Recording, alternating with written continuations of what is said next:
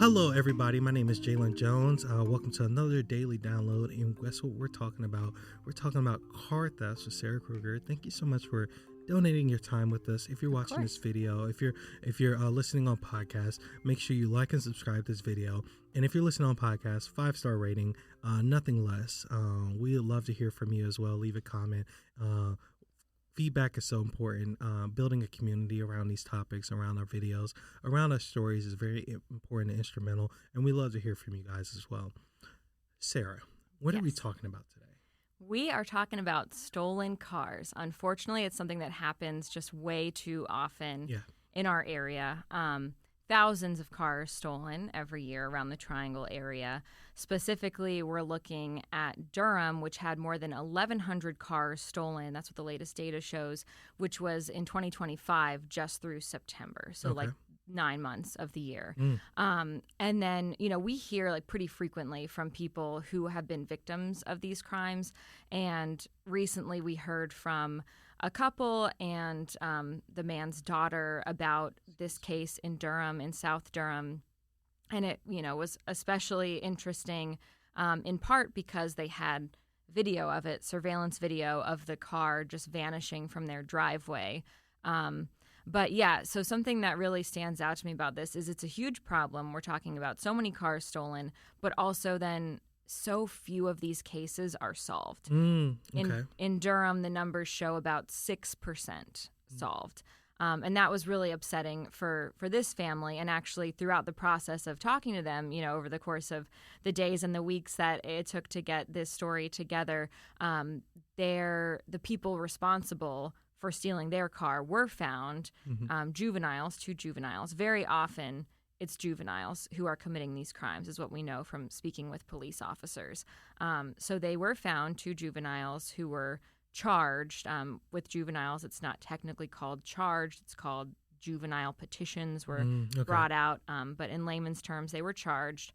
And then I got, a call just even a few days ago from these victims again, and they said, we just got a call from juvenile justice, and the 2 juveniles are already out. So they feel like there's this lack of accountability. The 2 kids charged in their case were also charged with 156 counts all at one time. So like this whole rash of break-ins and stealing cars. So it's frustrating for a lot of people in the community, like these that I talk to, who just feel like, this is such a persistent issue. They want more to be done in terms of accountability, in terms of prevention, and they just kind of are throwing up their hands and feeling like something's got to give. Absolutely. And my ears perked up a little bit, and I'm putting you on the spot a little bit on this.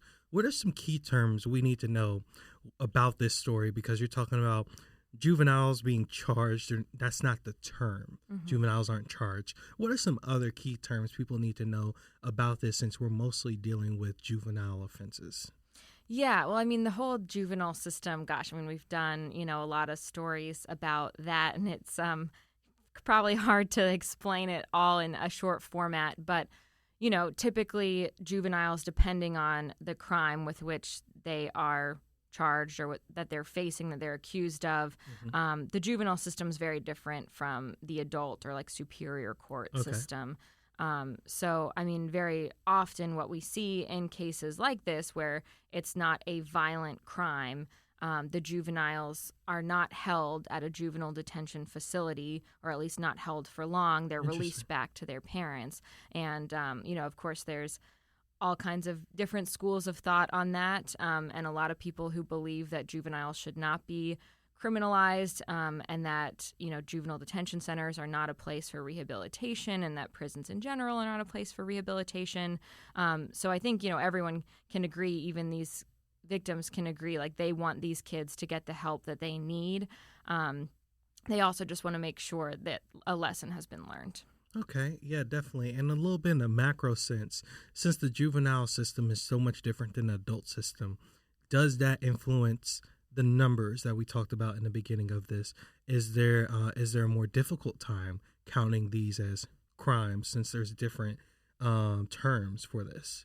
Well, I think one thing that makes it difficult when it's often juveniles involved are that we don't always know about it then. I mean, with adults who are charged, I can look them up in 5 seconds on my computer. And I do that daily with various things in e-courts. But with juveniles, their records are all very sealed, protected. Yeah. So Durham police sent out a press release about these 156 counts. And that's how we know about that. But if they hadn't done that, then there would be no online public record for me to find that. Wow. You have my brain like running 1,000 miles per hour right now with this, because I can imagine, is it beneficial? Does it help? Does it slow things down? Do police officers find this necessary? I can imagine these are all questions you would love to ask somebody on the record.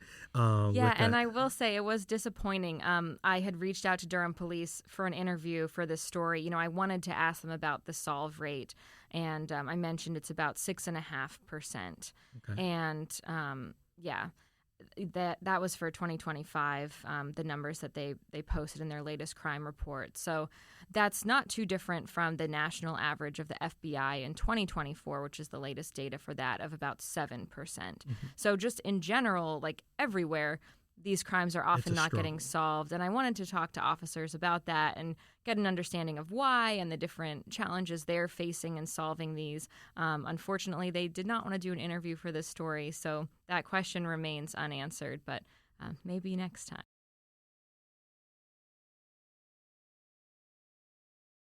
Well, hopefully the viewers hear you loud and clear. We asked, and that happens a lot of times with stories like this. We ask officials for to comment on the case or comment on some stats, and they choose not to. Right. And that just happens as well. All right, so what's next with this story? We know that there's crime happening. Most of the time it's going to be juvenile offenses. It's hard to cover this. What's next with this story? Yeah, so this is one of the metrics that Durham police do closely follow. I read a lot of their crime reports. They're presented quarterly to city council. And this is a line item, is motor vehicle thefts, of like how many happen, what percentage are solved. So I anticipate, soon here we should be getting the numbers for all of 2025. Okay. Since right now I just have through September.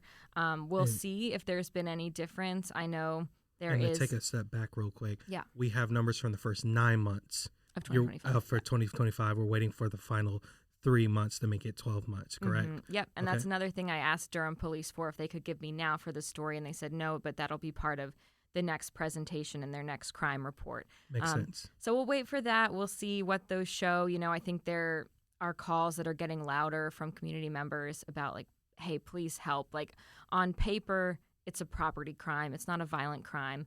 But the couple I talked to for my story today, I mean, they were really, really impacted by the loss of their vehicle. It was their only vehicle. They were telling me how they had been through a lot in their lives, really pulled themselves up, overcome a lot of challenges. They worked super hard to be able to afford a car, and actually only were able to afford it with familial help. And the car was finally like almost paid off. And then the car was stolen, their only car. And literally they had just started, like within a day, their new job. So it really upended their terrible lives. And and then they found their car. Police found their car crashed in a ditch, like pretty close to their house in South Durham. And it was interesting. They said they went to go look through the vehicle, and they just found all this stuff that wasn't theirs. And actually there's surveillance video of their stolen car being driven around their neighborhood as the kids get out and go take stuff from other cars. So inside their car when it was crashed, they found like knives and a baton and a backpack they said was labeled Department of Homeland Security. And with the laptop in it, they found a receipt or a bill of sale for a gun.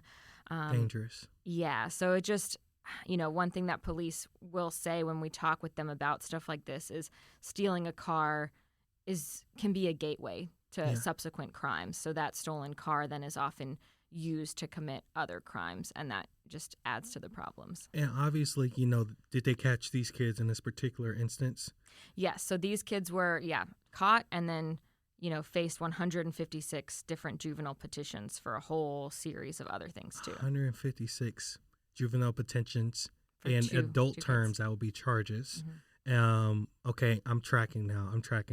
And then we would not know what those juvenile petitions would be because those records are sealed, correct? Or we don't know the specifics of them, and we don't know the juveniles' names either. That's standard when juveniles are charged with offenses such as this. Like if a juvenile is charged with a murder, for example, then maybe more of that information would become public. But otherwise, it's really sealed. Absolutely. Well, I did have one final question, but if you're a law enforcement officer or a lawyer or someone that knows a lot about this topic, WRAL.com/reported.